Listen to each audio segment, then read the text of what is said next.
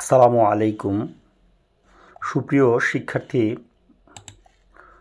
ভাই বোনেরা, আজকে আমরা গ্রামার একটা ইম্পর্ট্যান্ট টপিক হলো সিম্পল কমপ্লেক্স কম্পাউন্ড, এই বিষয়টা নিয়ে আলোচনা করব।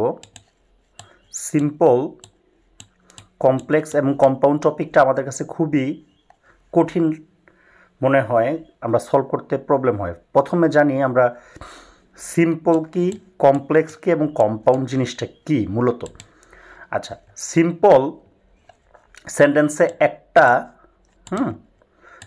সেন্টেন্সে একটা ক্লজ থাকে, আর অতিরিক্ত যা থাকে তা হলো ফ্রেজ। এখন কমপ্লেক্সে একের অধিক ক্লজ, আর মাঝখানে যদি থাকে যেটা সেটা হলো ক্লজ মার্কার। কম্পাউন্ডেও একের অধিক ক্লজ, মাঝখানে যেটা থাকে এটা ক্লজ মার্কার। তাহলে এখন আমাদের এই থেকে জানা গেল যে ক্লজ জিনিসটা কি, ফ্রেজ জিনিসটা কি, এটা আমাদের জানতে হবে। তো ক্লজ হলো যেখানে সাবজেক্ট থাকে এবং ফাইনাইট ভার্ব থাকে। তা একটা নোট লেখা আছে, ফাইনাইট ভার্ব জিনিসটা কি, যে ভার্ব দিয়ে টেন্স চেনা যায়, এটা হলো ফাইনাইট ভার্ব। যেরকম আই গো, এই কথাটা দিয়ে আমরা জানতে পারলাম এটা প্রেজেন্ট ইনডিফিনিট টেন্স।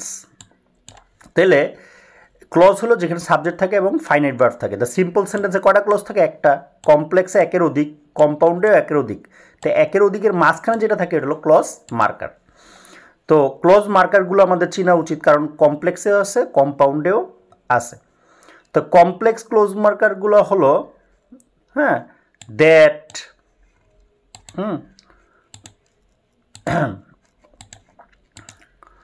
এই যে that, so that, since, as, when, though, although, if, unless, because, till, until, এই সব শব্দগুলো হলো কমপ্লেক্স ক্লোজ মার্কার। আর কম্পাউন্ড ক্লোজ মার্কারগুলো হলো অ্যান্ড, অর, বাট, সো। আপাতত এই চারটা হলেই আমাদের সলভ হয়ে যাবে। তো দেখা যাক কীভাবে সলভ হয়। যে আমরা তিন প্রকার বাক্যই, যেমন সিম্পল, কমপ্লেক্স এবং কম্পাউন্ড। তো দো অল দো আমাদের কি কমপ্লেক্স। তো এটা যদি আমরা বাট করতে পারি, কারণ দো অল দো অর্থ কি যদিও, আর বাট মানে কি কিন্তু। তো যদিওটাকে আমরা যদি কিন্তু বানাতে পারি তাহলে তো কম্পাউন্ড হয়ে যায়। আর যদিওটাকে যদি আমরা সত্ত্বেও বানাতে পারি, সত্ত্বেও ইংলিশ কি ইনস্পাইট অফ বা ডিসপাইট, তো এটাকে যদি আমরা সত্ত্বেও বানাতে পারি তাহলে সিম্পল হয়ে যায়। তাহলে কমপ্লেক্স একটা বাক্য দেখা যাক, though he works hard he fails. তো এই যে দো অল দো তো কমপ্লেক্সে, তো দো অল দো যদি আমরা সরাইয়া দিয়া যদি বাট আনতে পারি তাহলেই তো কম্পাউন্ড হয়ে যায়। আর দো অল দোর জায়গায় যদি আমরা ইনস্পাইট অফ মানে সত্ত্বেও, আর ইনস্পাইট অফ একটা একটা কি প্রেপোজিশন, প্রেপোজিশনের পর বার আসলে আমরা কি করি, আইএনজি করি। মনে রাখবো, যেই কোনো প্রেপোজিশনের পর যদি বার বাসে সেটা আমরা আইএনজি করে দিব। তাহলে এই যে in spite of working hard he fails. তো আচ্ছা, বাক্যটা আরেকভাবে হইতে পারে, দেখা যাক। যে এখানে বলা আছে যে though he works hard everyone hates him. তাহলে আমরা জানি দো অল দো যদি থাকে তাকে এটা সরাই দিয়ে যদি মাঝখানে বাট দিই তাহলে আমাদের কম্পাউন্ড হয়ে যায়। আর সিম্পলে ইনস্পাইট অফ আনতে হয়।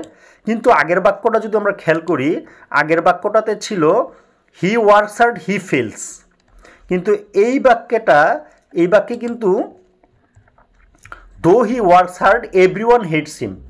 তাহলে আগের বাক্যে সেই কাজ করতো, সে ফেল করতো, আর এই বাক্যে কিন্তু সে কাজ করে কিন্তু এভরি ওয়ান হেটস হিম। তাহলে দুই বাক্যের সাবজেক্ট আলাদা, এই জন্য এই বাক্যে হিটাকে আমাদের হিজ লিখতে হবে, যে in spite of his working hard everyone hates him. কিন্তু আগের বাক্যটাতে আমরা কিন্তু হিটাকে হিজ লিখি নাই, কারণ দুই সেন্টেন্সের সাবজেক্টই, দুই ক্লজের সাবজেক্টই কি এক, এই জন্য আমাদের লেখা প্রয়োজন হয় নাই। তাহলে এই ছিল আমাদের দো অল দো সম্পর্কিত আলোচনা। তারপর এরকমভাবে আছে since, as, when, if, unless থাকলে কি হবে, so that, in order that থাকলে কি হবে, সো ডট ডট দ্যাট থাকলে কি হবে, বিকজ থাকলে কি হবে, হোয়াইল, তারপরে অ্যাজেক্টিভ থাকলে কিভাবে করব, আর অ্যাজেক্টিভ না থাকলে অ্যাজেক্টিভ থাকলে কিভাবে করব, না থাকলে কিভাবে করব। তো অ্যাক্টিভ বাক্যকে কিভাবে করতে হয়, প্যাসিভ বাক্য কিভাবে করতে হয়। তারপরে ঋতু, সময়, বয়স বোঝাইলে কিভাবে করতে হয়। হ্যাঁ, তারপরে সংক্ষিপ্ত শব্দগুলো সার্টেনলি, সাডেনলি, শিওরলি, এই শব্দগুলো কিভাবে করতে হয়। তারপরে এইরকম বাক্য যে আই নো হিজ নেম, এটার কমপ্লেক্স কি, I know what his name is. তারপর I know him to be a poet, I know that he is a poet. এইগুলো জানলে মোটামুটি সিম্পল, কমপ্লেক্স, কম্পাউন্ড সহজ হয়ে যায়।